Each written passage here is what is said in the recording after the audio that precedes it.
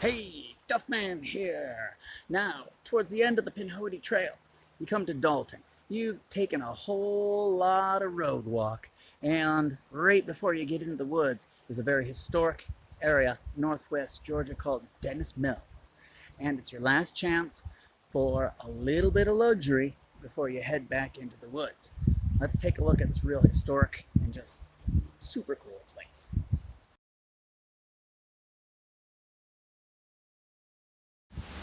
As you walk down this gravel road, you've got this amazing little river over here, Rock River, I believe it's called. And there's the old mill itself. And there are all sorts of historic things along the path, this old tractor. And there is the actual mill. Started in 1869, so post-Civil War. You wonder why they put the mill here, the perfectly good river over there. There used to be a dam up there, and they actually cut a whole bunch of land out and ran it so that the water would go over the top and operate the mill. Back here was a blacksmith shop. Eventually there was a sawmill, grist mill, cotton. They did a whole bunch of things here. It's just amazing to see these old historic buildings and little pieces of history just lying about. I can highly recommend, if you have the money. It's not cheap, but it's a really just super fascinating place to stay. Here's the old mill, one of the grindstones, I should say. Another one of the grindstones.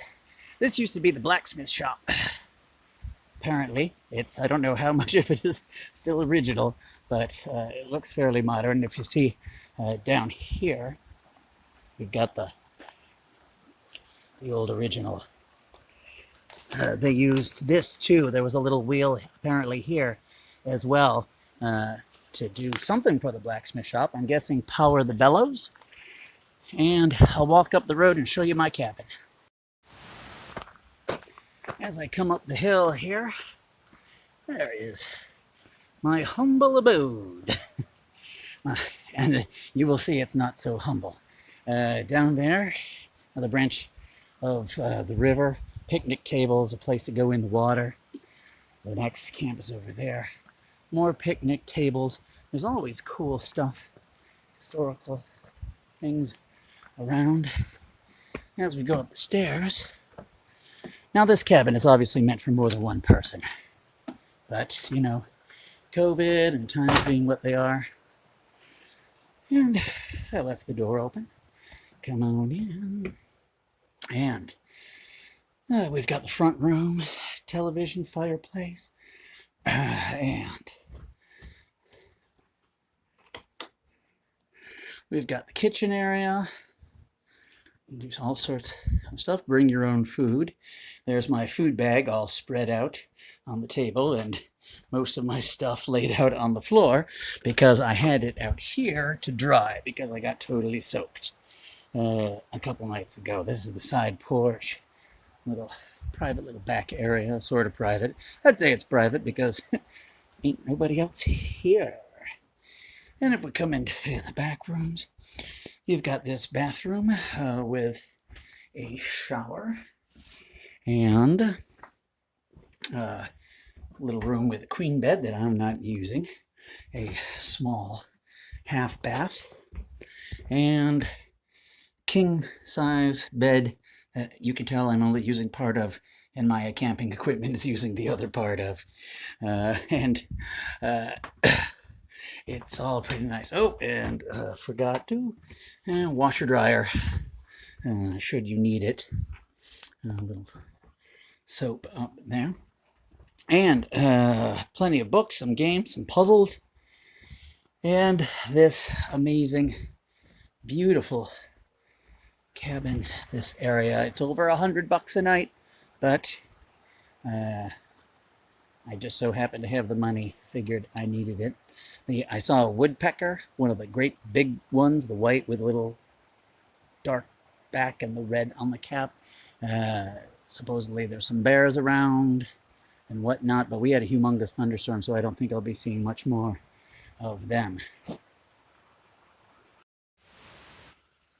Here is that ditch, much more than a ditch, the trough, the trench, I guess, that they dug to get to the mill. This over here, this is where it would divert off down to the blacksmith area. And this is what it came through, which is right behind my cabin. This is super awesome. Lots of birdies, little Doug. This is so cool.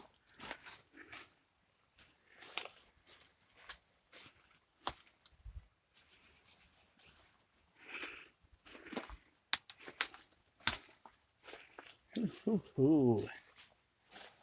And then you get around the corner here, and it gets a little more shallow again.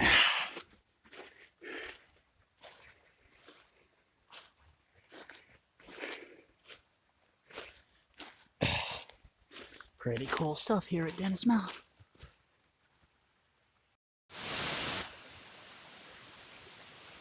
And down one of the many hiking trails, one of the few hiking trails at Dennis Mill, you'll come to what must have been the old dam. It looks like it is no longer, but look at it now. It just rained really hard, so this whole thing is flowing.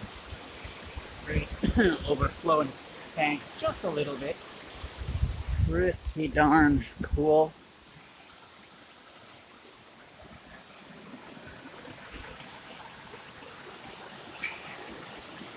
Yeah. I love it. I love these places I find along the trail.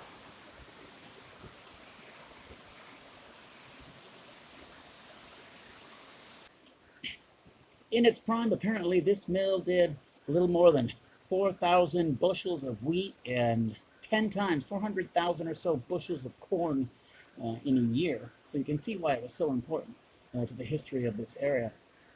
You guys might not know it. I'm a New Orleans tour guide. I love all these historical buildings and facts. And any place you can stay that's got a lot of history, I think it could just be worth it. So if you can do it, you might want to take a stop at Dennis Mill, rent one of the 3 cabins, and